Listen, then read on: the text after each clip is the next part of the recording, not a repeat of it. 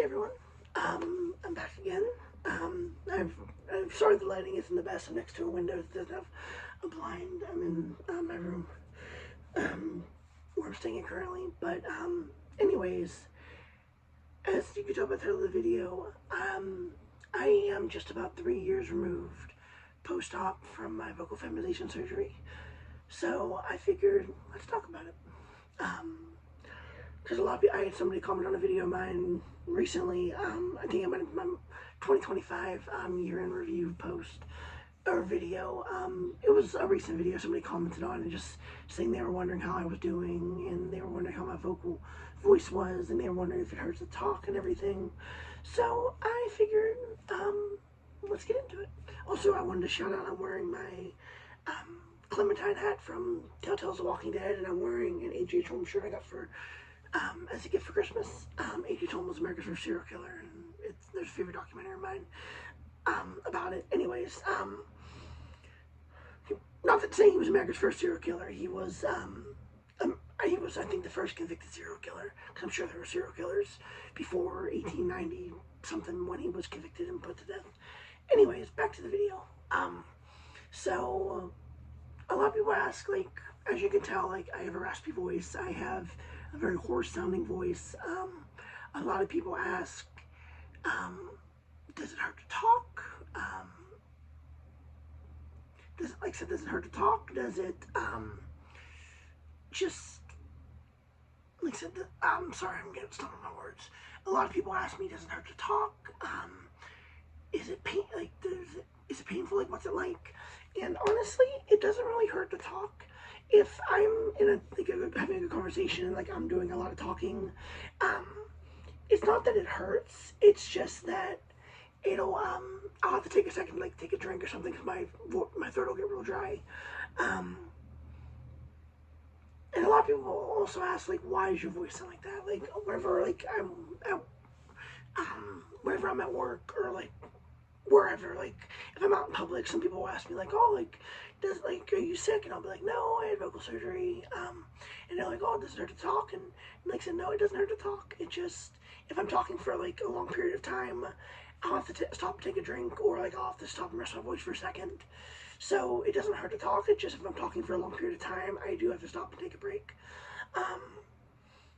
A lot of people ask, what is next? Like, am I gonna ever get my voice fixed? And the goal is, I hope to. I haven't seen my doctor in about 1.5 years. I think the last time I saw him was July of 2024. So it's been a while since I've seen him, and I've been meaning to get around to making an appointment to see him again. There was a big holdup. So after the first one, legato-plasty I had, which is what the vocal feminization surgery I had was called. Is called. He did the surgery, and then after my recovery, during the first couple days after surgery, that's when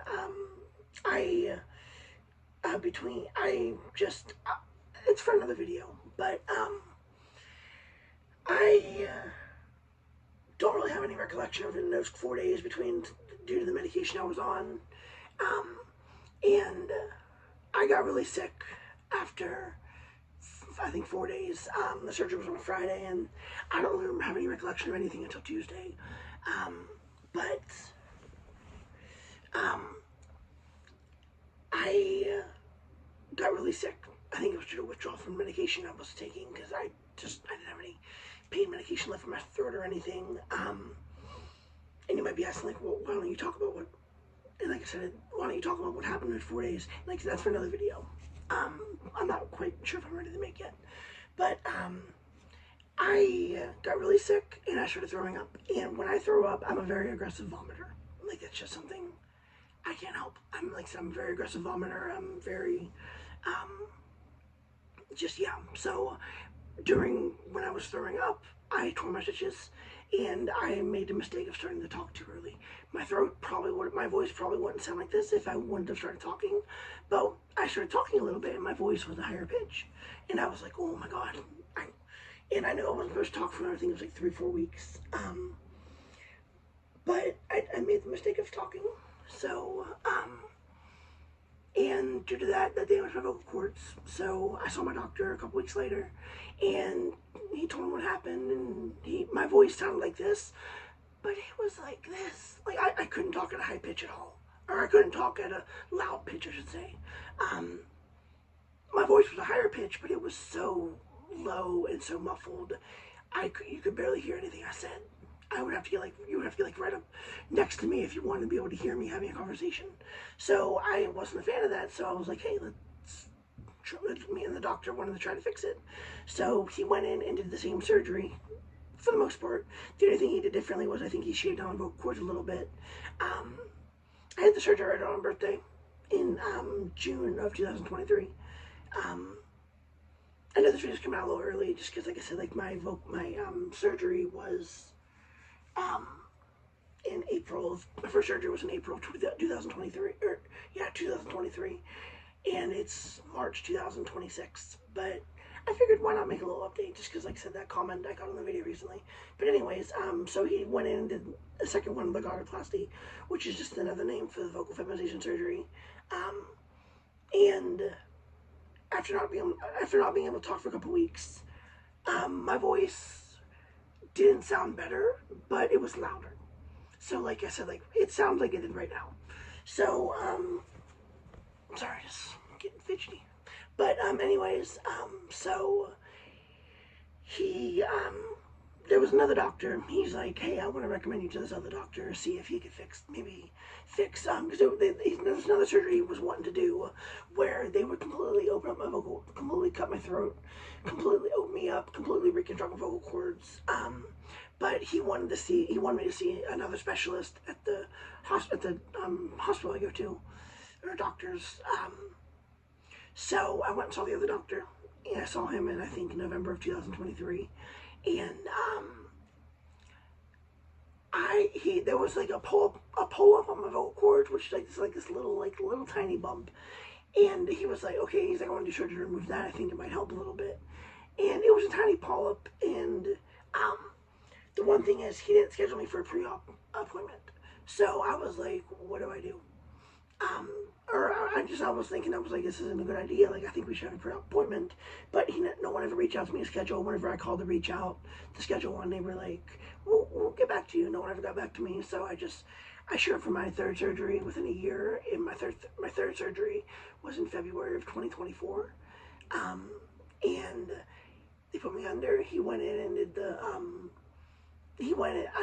I thought he was supposed to go in and remove the polyp, but excuse me. But when I woke up from surgery, my throat was really hurting just because my throat was really hurting, but I was able to talk, and they were like, hey, he went in to remove the polyp. I think that's what it's called, a polyp. Like I said, it was a little bump on vocal cords. And I was like, hey, like this, I was like, what happened? And they were like, well, he went in to remove the polyp, but it wasn't there. So it was like, great, what do I do? So, I think I was supposed to have a follow-up with him. I don't even know if I went to the follow-up just because I was so angry. I was like, this is why we should have had a pre-op appointment. Because, like, he even said, like, at my appointment when I saw him in November of 2023, he was like, let's do a pre-op appointment just to make sure that, like, it's still there. That way we're not wasting anyone's time doing surgery. But, like I said, they went and, I reached out. I waited for someone to call me. No one ever got back to me. I called a couple of times. And like I said, the surgery, it was a waste. It was a waste of anesthesia. It was a waste of my insurance. It was just a waste. So, like I said, I don't know if I ever went to the post-op appointment with him or not. Because like I said, like my main doctor wanted to, like, open up my vocal cords, open up my throat, and completely reconstruct my vocal cords. And he said he thinks that would fix the hoarseness of my voice, but he was like, he had never done that surgery, and he wanted the other specialist to do it. He wanted them both to operate on me together. So after a couple months, like I said, in June or July of 2024, I went and saw my main doctor again, and was like, so what's going on? And he's like, I'm trying to get the other doctor on, like, to agree to it. And I was like, okay. So I was like, I'm fine with that. He's like, there is another place that out of state that could do it. He said it's up in, I think, Cleveland. But unfortunately, I have state Medicaid. So, due to state Medicaid, they won't cover the out of state surgery. So, I was surprised they even covered my, like I said, if anyone's ever wondering, yes, my Medicaid did complete, even though I'm in a Republican red state, and that's not very LGBT friendly, they completely covered all my surgeries. I never had a, to pay for anything, even the failed surgery, any appointments, I didn't have to pay for any of it. Insurance didn't give me any. I never heard from them about not covering it. I was very surprised. But anyways,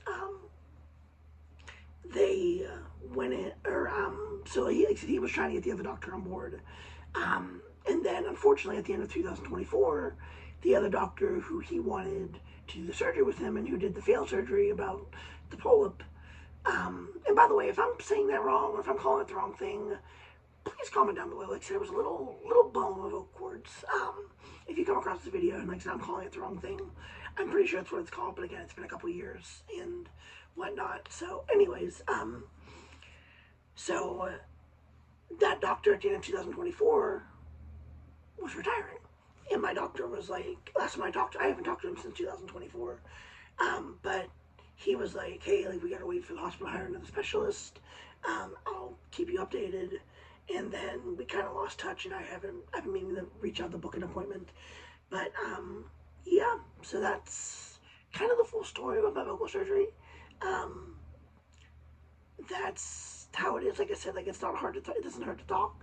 My voice is a higher pitch than it used to be. It's just very raspy, and it sounds like I was a chain smoker for 50 years. Is how the best way I describe it. But yeah, like I said, it doesn't hurt to talk. Just if I'm talking for a long period of time, or I'm doing a lot of talking, I need to have a drink just because my throat will get really dry, and it'll become hard to talk. Not painful, just hard. So yeah, like I said, that's basically everything.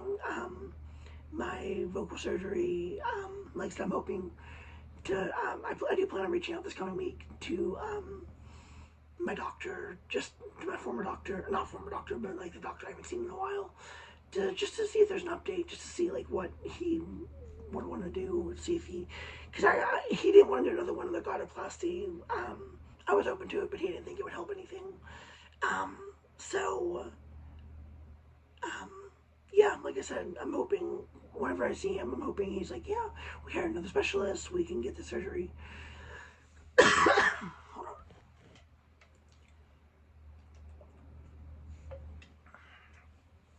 There's a perfect example. I'm doing a lot of talking in this video, and I needed something. My throat was getting real dry. I needed a drink. But anyways, I do plan on reaching out probably this coming week. I don't know when this video is going to go up. It's March 1st currently. But I do plan on reaching out, like I said, soon. Hopefully this coming week. It's a Sunday at the moment, March 1st. But like I said, I do plan on reaching out and hoping to maybe get the ball rolling since it's been 3 years. But again, we shall see. Alright guys, thanks for tuning into the video. I really appreciate it. There's a couple more videos coming along with this little series, so hope you all enjoyed. See you later.